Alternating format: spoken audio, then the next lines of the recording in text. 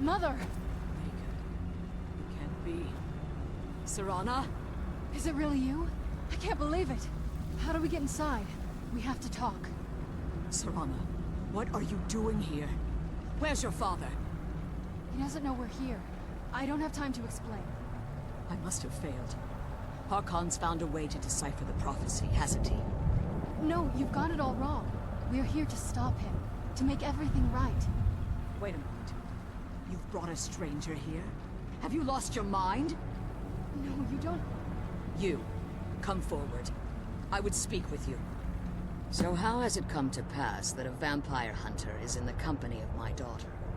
It pains me to think you'd travel with Serana under the guise of her protector in an effort to hunt me down.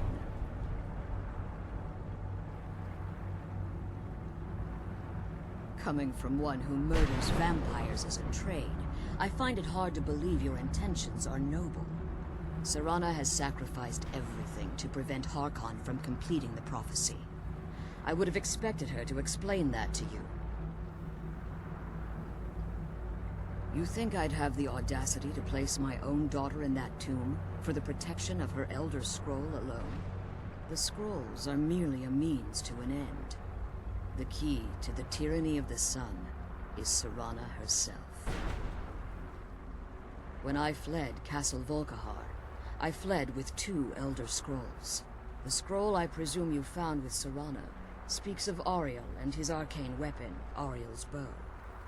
The second scroll declares that the blood of Cold Harbor's daughter will blind the eye of the dragon. Like myself, Serana was a human once. We were devout followers of Lord Molag Bal. Tradition dictates the females be offered to Molag Bal on his summoning day. Few survive the ordeal. Those that do emerge as a pure-blooded vampire. We call such confluences the Daughters of Cold Harbor. Now you're beginning to see why I wanted to protect Serana, and why I've kept the other Elder Scroll as far from her as possible. If Harkon obtained Auriel's bow, and Serana's blood was used to taint the weapon, the tyranny of the sun would be complete. In his eyes, she'd be dying for the good of all vampires. And how exactly do you plan on stopping him? Have you been listening to me? Like Serana, I'm a pure-blooded vampire. My presence on Tamriel is as much of a danger as hers. You care nothing for Serana, or our plight. Whether or not you've become one of us in order to survive the Soul Cairn, you're still a vampire hunter at heart. You're here because we're abominations in your mind. Evil creatures that need to be destroyed. Serana? The stranger aligns herself with those that would hunt you down and slay you like an animal. Yet I should entrust you to her. This stranger has done more for me in the brief time I've known her than you've done in centuries. How dare you! I gave up everything I cared about to protect you from that fanatic you call a father! Yes, he's a fanatic. He's changed. But he's still my father. Why can't you understand how that makes me feel? If you'd only open your eyes. The moment your father discovers your role in the prophecy, that he needs your blood, you'll be in terrible danger. So to protect me, you decided to shut me away from everything I cared about. You never asked me if hiding me in that tomb was the best course of action. You just expected me to follow you blindly. Both of you were obsessed with your own paths. Your motivations might have been different, but in the end, I'm still just a pawn to you two. I want us to be a family again. But I don't know if we can ever have that. Maybe we don't deserve that kind of happiness. Maybe it isn't for us. But we have to stop him, before he goes too far. And to do that, we need the Elder Scroll. I'm sorry, Serana. I didn't know. I didn't see. I've allowed my hatred of your father to estrange us for too long.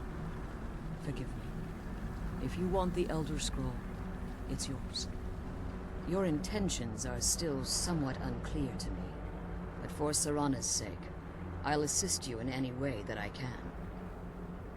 Yes, I've kept it safely secured here ever since I was imprisoned. Fortunately, you're in a position to breach the barrier that surrounds these ruins. You need to locate the tallest of the rocky spires that surround these ruins. At their bases, the barrier's energy is being drawn from unfortunate souls that have been exiled here. Destroy the keepers that are tending them, and it should bring the barrier down. One more word of warning. There's a dragon that calls itself Durnevere roaming the Cairn. Be wary of him. The Ideal Masters have charged him with overseeing the Keepers, and will undoubtedly intervene if you're perceived as a threat. When I entered the Soul Cairn, I had intended to strike a bargain with the Ideal Masters, the custodians of this place. I requested refuge in the Soul Cairn, and in exchange, I would provide the Ideal Masters the souls that they craved. If I had foreseen the value they placed on my own soul, I would never have come here. The Ideal Masters unleashed their keepers and sent them to destroy me. Fortunately, I was able to hold them at bay and retreat into these ruins. Unfortunately, yes. Since the Keepers weren't able to claim my soul, they had their minions construct a barrier that I'd never be able to breach. Time has very little meaning to me. Consequently, it has little meaning to the Ideal Masters as well. I suppose you could call this the ultimate waiting game, each watching the other to see which will give in. As you've been traveling in the Soul Cairn, your body has become attuned to it. Let's just say a tiny part of you rubbed off on it, and in its place, a bit of the Soul Cairn filled the void. You should find no difficulty using the portal any longer.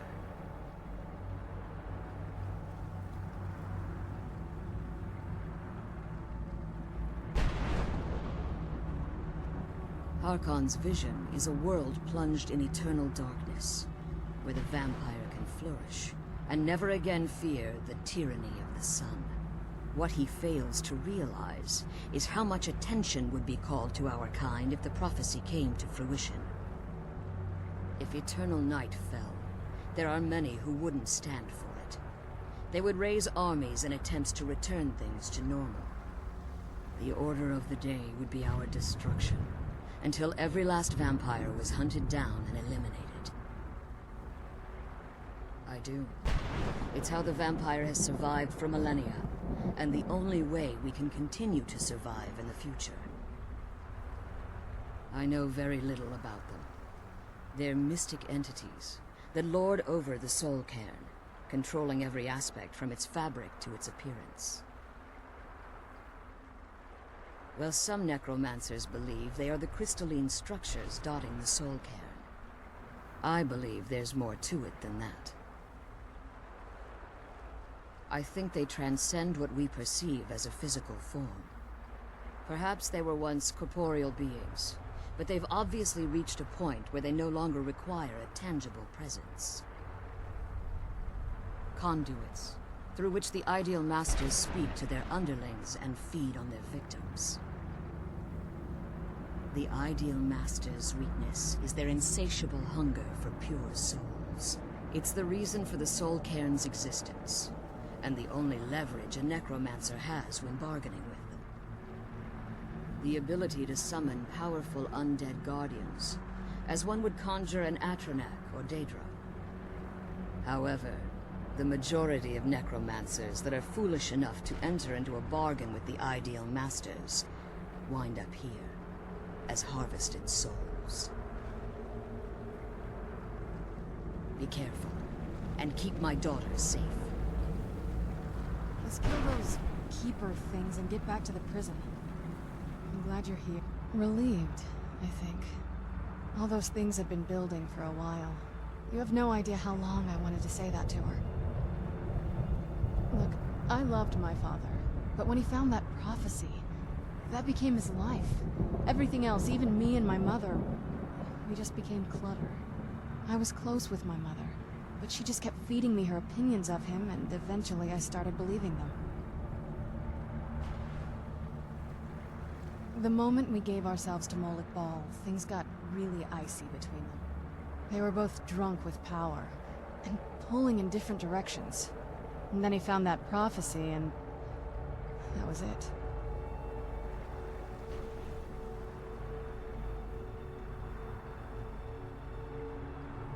I was. Honestly, it took me up until now to figure out that my mother was really just as bad as he was. He was obsessed with power. She was obsessed with seeing him fail. It was just so toxic. Maybe I could have seen this coming. We could all be better off now.